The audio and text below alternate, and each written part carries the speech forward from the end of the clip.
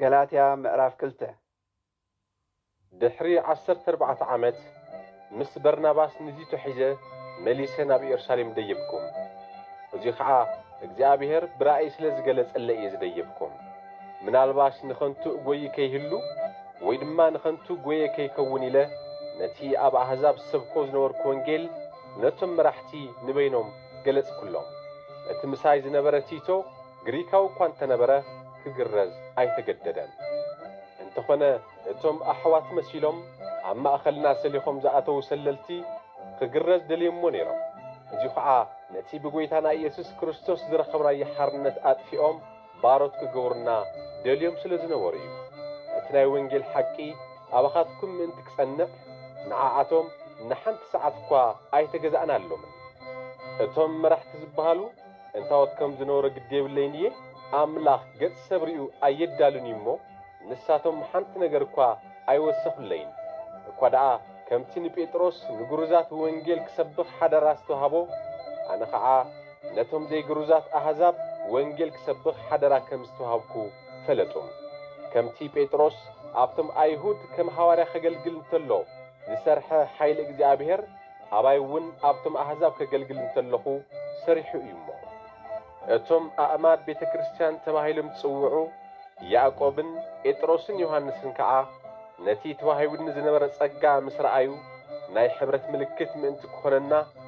ንዓይን በርናባስን የማና ኢዶም ሃቡና ንሕና ናብ ኣሕዛብ ክንከይድ ንሳቶም ከዓ ናብቶም ኣይሁድ ክኸዱ ተሰማማዕና ጥራሕ ንድኻታት ክንዝክሮም ሓደራ ቦልና እዚ ከዓ ባዕለይ ዝደልዮ ዝነበርኩ ነገር እዩ ጴጥሮስ ናብ አንጾኪያ ምስ መጸግና ተጋጊዩ ስለ ዝነበረ ክውቀስ ይግብኦ ነበረ ኣነ እውን ገጽ ንገጽ ተቃወምክዎም ሰባት ካብ ያዕቆብ ተላኢኾም ቅድሚ ምምጽኦም ምስቶም ካብ ወገን ኣሕዛብ ዝኾነ ኣሕዋት ይበልዕ ነበረ ንሳቶም ምስ መጹ ግና ነቶም ዝኣመኑ ኣሕዛብ ክግረዙ ኣለዎም ዝብሉ ኣሕዋት ፈሪሑ ካብኣቶም ተፈለየ እቶም ዝተረፉ ካብ ወገን ኣይሁድ ዝኾነ ኣሕዋት እውን ከም ጴጥሮስ ግብዛት ኮኑ በርናባስ እኳ እንተይተረፈ በቲ ግብዝነኦም ተለከመ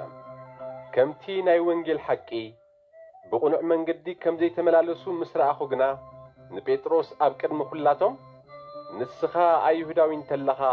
ከም ኣይሁድ ዘይኮነስ ከም ኣሕዛብ ካብ ትነብር ከመይልካ ደኣ ነቶም ኣሕዛብ ከም ኣይሁድ ክነብሩ ተገድዶም ኣለኻ በልክዎም ንሕና ዓሌትና ኣይሁድ ኢና ካብቶም ሓጣኣን ኣሕዛብ ኣይኮናን ሰብ ብኢየሱስ ክርስቶስ ብምእማን እምበር ሕጊ ብምፍጻም ከም ዘይጸድቕ ከዓ ንፈልጥ ኢና ንሕና እውን ሕጊ ብምፍጻም ዘይኮነስ ንክርስቶስ ብምእማን ምእንቲ ክንጸድቕ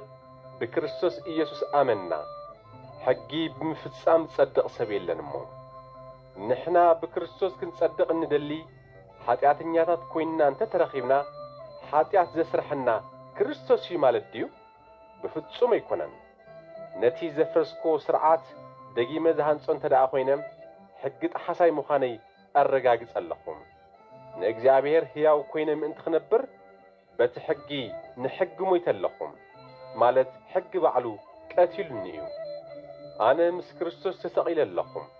ደጊም ክርስቶስ እዩ ኣባይ ዝነብር ዘሎ እምበር ኣነ ይኮንኩን ዝነብር ዘለኹም እዚ ሕዚ ብስጋ ዝነብሮ ዘለኹ ድማ በቲ ዘፍቀረኒ